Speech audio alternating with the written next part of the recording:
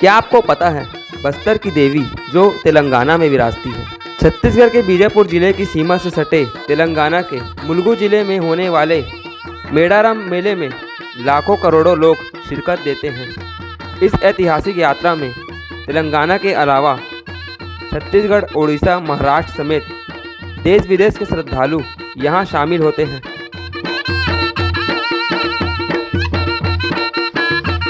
हमारे पूर्वज ने बताया कि सम्मक्का इधर पैदा नहीं हुई, हमारा तेलंगाना में नहीं पैदा हुई। जो मेडारम में अभी चल रहा है उनका जातरा उधर नहीं पैदा हुई, वो पैदा हुई बस्तर में।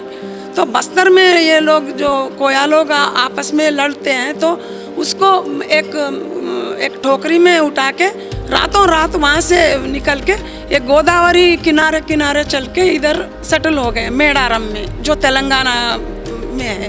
वो मेडारम में अपना एक बसने लगे वो लोग।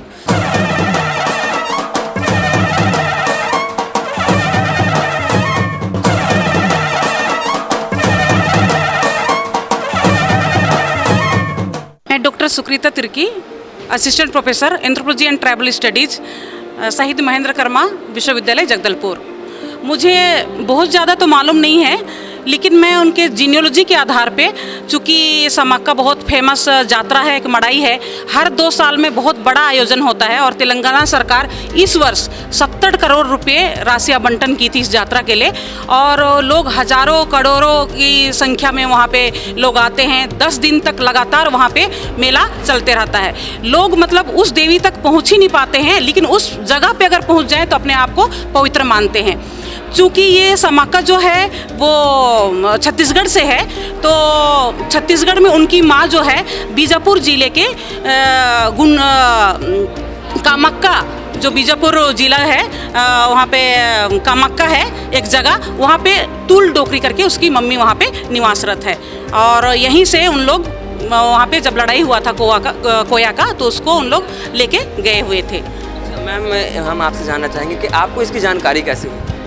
मैं पैदाइश दर हूँ ना, मैं कोया हूँ और मैं तेलंगाना की हूँ। तो जब मैं 1990 में जाके देखा, मैं ऐसे ही हर यात्रा को देखती हूँ, ऐसे जाके देखी हूँ। तब जब मैं पढ़ रही थी, मैं इतना अपने मन से नहीं गई, कोई लोग जा रहे थे पिकनिक जैसे आ जाओ करके। तब जब मैं देखी हूँ तो मैं सोची हूँ इधर कोई मूर्ति नहीं है, कोई टेम्पल नहीं है, कहाँ है भगवान? बोले तो एक पोल को दिखा के यही है बता रहे थे। इस पोल को देखने, पोल मतलब मालूम है ना, एक लकड़ी का लंबा झंडा जैसा। इस पोल को देखने 4-5 स्टेट्स से आकर पैदल थोड़े लोग आते, बैलगाड़ी में आते। क्या मिलता है इनको? असल एक आदमी को, एक इंसान को दिखाने के लिए कोई भगवान की मूर्ति होना चाहिए, कोई फोटो होना चाहिए। ना फोटो ना घने जंगल में ये क्या देखने आ रहे हैं करके पहले मैं ऐसा सोचा। तो नेक्स्ट 2 साल रुकना पड़ा मेरे को। अब मैं 1 महीना पहले ही कैमरा लेके जाके मैं सोची हूँ दुनिया को दिखाऊंगी ये इतना बड़ा है, ये कुंभ मेला सही बड़ा है। मैं बोलूँगी तो कोई नहीं बिलीव कर रहे हैं, दिखना करके। मैं एक डॉक्यूमेंट्री 1990 में किया था, जब ब्रिज कुछ नहीं था, एकदम इलेक्ट्रिसिटी भी नहीं था। तो हम लोग एक बैटरी बैकअप लेके वो अंधेरे में, क्योंकि इवनिंग ही वो फेस्टिवल होता है, पौर्णमी के दिन, पूर्णिमा के दिन बोलते हैं ना, पूर्णिमा के दिन वो स्टार्ट होता है। तो अभी भी वो जारी है। उधर कोई ब्राह्मणिकल रीति रिवाज नहीं है। वो उसको पहले प्रसाद जैसे चढ़ाते हैं, महुआ फूल का वो जो होता है ना, वो चिलकल गुट्टा बोल के एक पहाड़ पे होती है। 2-3 लोग, एक डोल बजाता है, एक वो अक्कुम बजाता है, 3 और एक लेके आता है। 3 लोग जाके उसको लेके आते हैं। इतना पावरफुल है तो 1 करोड़ लोग ऐसे स्टैम्पेड में, पुशिंग में भी, फिर भी उधर कैमराज नहीं है। मगर 1996 से उसको स्टेट फेस्टिवल 2006 से स्टेट फेस्टिवल डिक्लेयर किया है।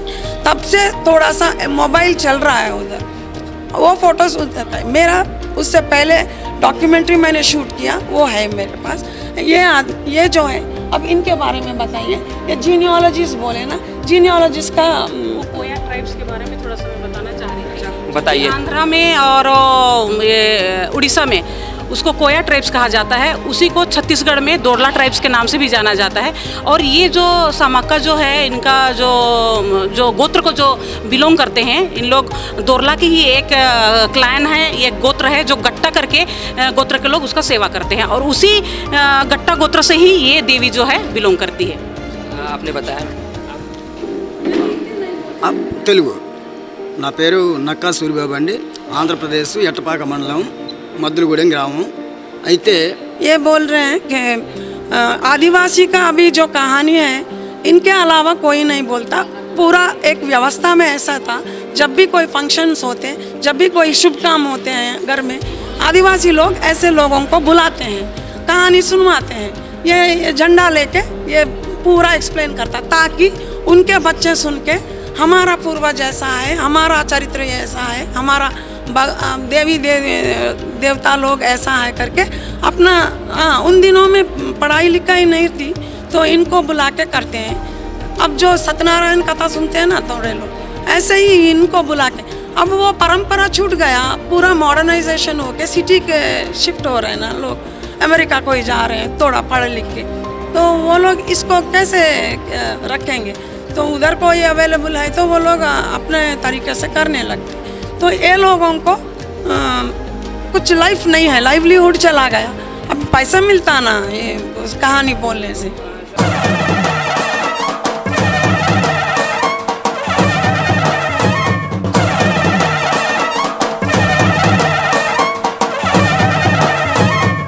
ये डोल जो है ये बहुत पवित्र माना जाता है।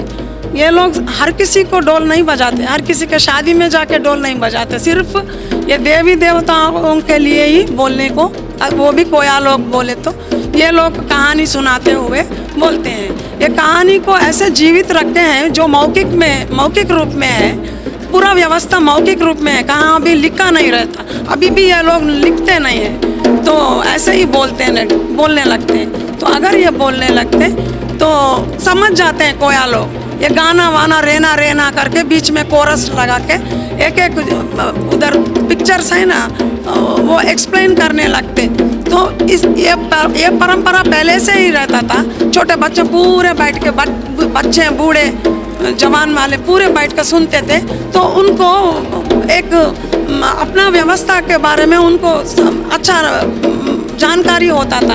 अब वो डिसकंटिन्यू हो गया, अभी वो प्रैक्टिस डिसकंटिन्यू होने लगा तो ये लुप्त होने लगा ये आर्ट, तो ये परंपरा लुप्त होने लगा। तो हमने सोचा कि इनको ऐसे लोगों का, अब इनके बाद कोई नहीं प्रैक्टिस कर रहे। मैंने देखा उसका बेटा को पसंद नहीं है ये हम लोगों को पसंद नहीं है ये लाइवलीहुड है। बहुत से लोगों को इंटरव्यू किया तो ये बिना बिफोर ये क्लोज होने से पहले इसको कुछ कहाँ रिकॉर्ड करना करके मैं एक किताब लेके पूरा उसका गाना सुन के पहली बार मैंने किताब में लेके आई हूँ। ये किताब ये है आपने नहीं, तो इसका परिचय भी दिया है पीछे हमने, तेलुगु में निकाला है। अब इसको हिंदी में अनुवाद करने का कोशिश में हूँ मैं, इसीलिए। आखिरी सवाल था मेरा कि जो लोग हैं जो आदिवासी परंपरा से, जैसा कि आपने जो सर्च कर रही हैं कि जो माता रहती थी बस्तर में, वो तेलंगाना में स्थापित हुई ताकि करोड़ों लोग वहाँ मेला देखने आते हैं। अब ये विलुप्त संस्कृति लगातार होती जा रही है, चूँकि बाजा जो बजाते हैं उसके माध्यम से अब ये लगातार संस्कृति को जो है उजागर करने तक आज की जनरेशन को पहुँचाने में लगे हुए हैं। आप क्या चाहते हैं किस प्रकार से ऐसा हो ताकि जो संस्कृति है आदिवासी वो विलुप्त ना हो, बताइए। इन लोगों को अभी लाइवलीहुड कुछ नहीं है, खेती बाड़ी में कितना मिलता है, इनको कितना साल पूरा नहीं चलता ना, तो गवर्नमेंट इनको कोई ऐसे कोई कॉम्पेंसेशन जैसे ऐसे कलाकारों को पोषण करने के लिए अगर आप कुछ परफॉर्मेंस करते हो ट्राइबल्स में तो आप आके हमारे पास करिए और आपको इतना मिलेगा करके ऐसे कुछ एंकरेजमेंट करने से ये लोग पूरे इनको देख के दूसरा वाले हमारे पास भी ये आर्ट है करके, आप जैसे यूथ को भी इनके बेटे आप जैसे रहते हैं उनको भी एंकरेज, हाँ इसका कुछ ये भी एक नौकरी है, हम इसको नहीं छोड़ेंगे करके इनकार नहीं करेंगे ना, ये लोग सीख लेंगे छोटे बच्चे भी। अब मेरे को सीखा होना, मैं भी इसको परंपरा को सकते, गवर्नमेंट इसमें बहुत कुछ कर सकता है कि इन लोगों को जमा करके इनको अब जब ऐसे मीटिंग्स में इनको परफॉर्मेंस देने के लिए बुला के, एड्रेस लेके बुला के, बहुत कम लोग हैं जिंदा तो उसको प्रैक्टिस में रखने के लिए कोशिश करें तो ये लोग को भी एंकरेजमेंट होगा, तो फिर उड़ के आएंगे। अभी प्रोग्राम है बोले तो ऐसे। तो ये झांसी रानी इनका नाम है, ये पीएचडी कर रही थी, 30 साल से लगातार इन्होंने पीएचडी करी, तेलंगाना की रहने वाली हैं। और आपको बताना चाहेंगे कि ये बस्तर में जो माता है वो विलुप्त हो गए, उनको जो पूरी उन्होंने कहानी बताई किस तरह से विलुप्त हुई और किस तरह से ले गए और किस तरह से तेलंगाना में करोड़ों लोग मेला देखने आते थे। तो इन तमाम जो आदिवासी परंपरा जो विलुप्त हो रही है उसको उजागर करने के लिए और आज की जो जनरेशन है उन तक पहुँचाने के लिए लगातार पीएचडी कर रही है, शोध करती थी। TCP24 न्यूज़ के लिए कैमरा पर्सन अरुण जंगल के साथ नितिन नामदेव राय।